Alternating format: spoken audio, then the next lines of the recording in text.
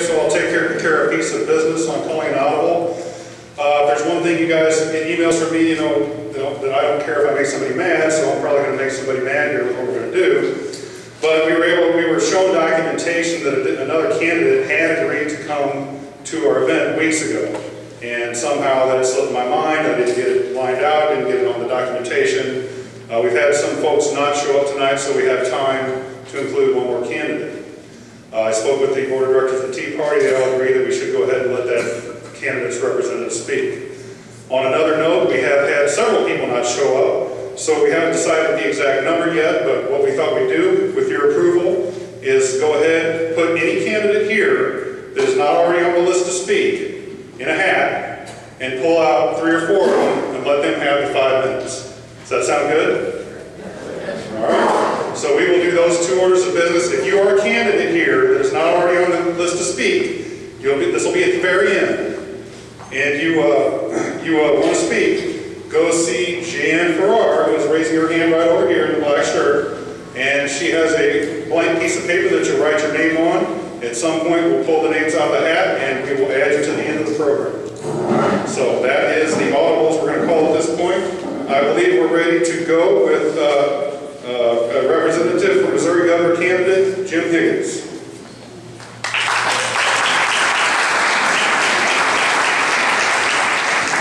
Good evening. Thank you for letting me stand in for our candidate. That's very generous. I'm not Jim Higgins. I'm Greg Talapic. I'm from here in Cape Girardeau. I have been the executive director for the Missouri Libertarian Party for about the past 12 years. Our candidate would make a great governor.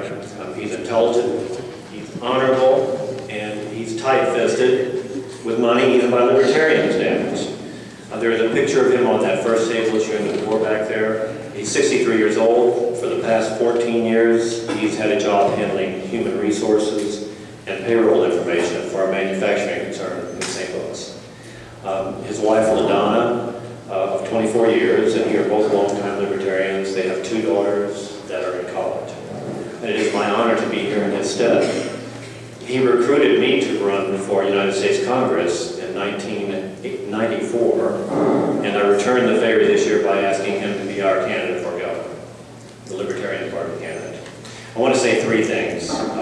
First, analyze each race. Second, consider alternative voting systems. And third, be of good heart. We are making a difference. And on that third part, I say we, because I think the Tea Party and the Libertarian Party are on the same path.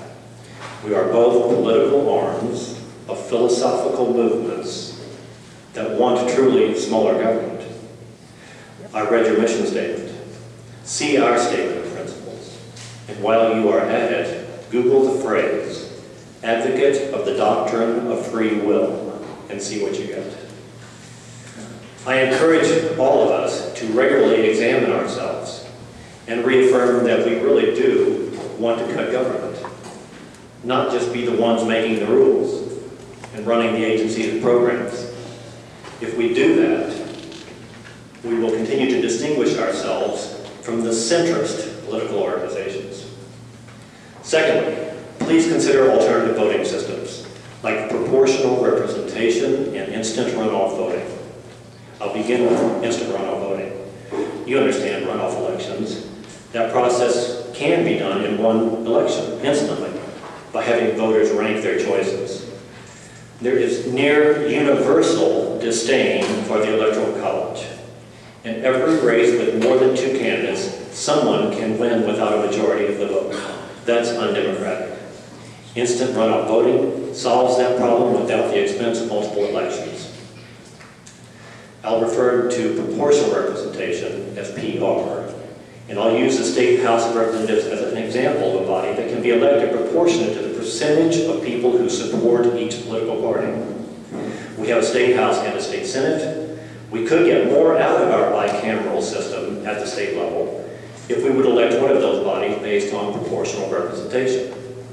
Basically, if Libertarians got 15% of the vote, we would get 15% of the representatives. There is a reason for political parties. You can't expect everyone to be as interested in politics as we are. We'll be here about 2 hours tonight. What are you going to learn about a candidate in 4 minutes? The party label should give you a good idea of how candidates stand on the issues. Democratic and Republican parties are centrist parties. Their candidates, with few exceptions, line up near the center on issues because that's where the votes are. Yours and mine are not centrist parties. All political parties should be responsible for their own primaries. We pride ourselves on being a democratic country, no taxation without representation. Yet, someone who's not a Republican or a Democrat, and there are lots of them, they don't get representation. Participation in the democratic process is embarrassingly low if you think about it. Very roughly, half of the people who are eligible to vote actually get registered, except in Reynolds County. Half of that number actually vote, and of them, only half of them get their choice. So if you do the math on that, about 1/8 of the people, or 12%, are electing the officials. Proportional representation is much more democratic and would give almost everyone a stake in the system. And finally, analyze each race. Consider if it might be in your best interest to vote Libertarian. Any of our candidates could win, but they won't. And that's true for most of yours, too. Jay Nixon is going to be the next governor.